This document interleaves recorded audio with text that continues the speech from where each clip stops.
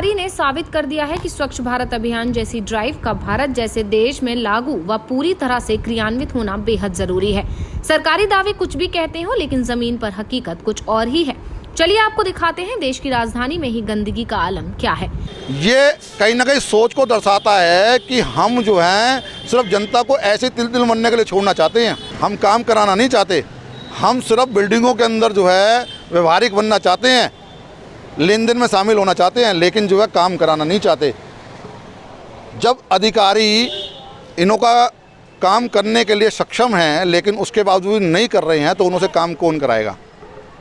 उन्हों से काम कराने की जिम्मेवारी किसकी होती है? उन्हों से काम कैसे कराया जाता है? ये तो चुने हुए प्रतिनिधियों को देखना है ना। जनता को तो ये देखना है कि हमने इतने भारी बहुमत से अपने विधायक को चुनकर भेजा, अपने निगम पार्षद को चुनकर भेजा है, तो वो हमारे लिए क्या सुविधाएं दे रही है, क्या सुरक्षा कर रही है हमारी, किस तरीके से हमारे को जो अच्छी फैसिलिटीज़ प्रोवाइड करा रही है। बट ये फैसिलिटीज़ ये मिली हुई हैं।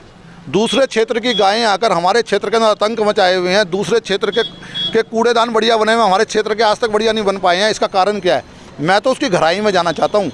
कई मुद्दे सोचने के। ये 5 टॉयलेट बने हुए हैं। एक टॉयलेट की कीमत कम से कम 40,000 से 1 लाख रुपए के आसपास होगी। ये 5 लाख या 10 लाख के टॉयलेट बने हुए हैं। ये बने क्यों थे? ये जनता की सुविधा के लिए बने थे। और आज क्या बना हुआ है? ये स्टोर रूम बने हुए, बंद करके छोड़ दिया गया है मात्र कार्यशैली के कारण।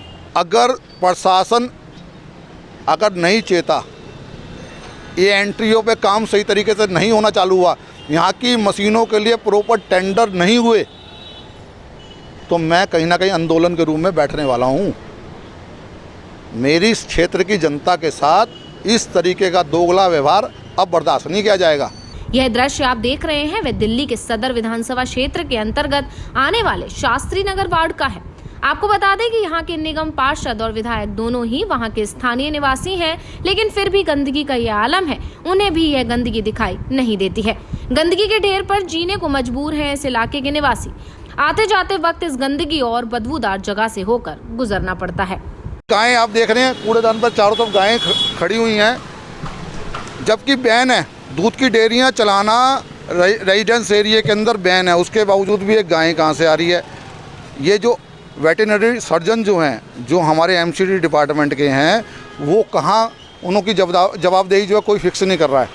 नहीं तो ये एक डेयरी ना चले। ये कूड़ा जिस तरीके से बाहर रोड पे है और पब्लिक को निकलने के अंदर दिक्कत आ रही है, इसको कम से कम हम समेट कर कूड़ेदान के अंदर तो कर सकते हैं। सर ये देख लीजिए आप, बाहर कितना खत्ता आ रहा है और ये खत्ता कितना जर्जर हालत में है। कभी भी गिर सकता है और ट्रैफिक के ऊपर भी आ सकता है। और इस खत्ते की वजह से यहाँ सब गायें हैं। गाय आप एक हल्की सी पुश करेंगे तो दूसरे को जाके मारेगी। एक्सीडेंट होने का टोटल खतरा है। अब आप आ गए, हट जाएगा, कल शाम को फिर वही हाल होगा। यहाँ के जो हालात हैं वो सभी आपके सामने हैं। निर्णय आपको करना है, समस्या का समाधान यहाँ के जनप्रतिनिधियों को, यहाँ के प्रशासन को लेना है।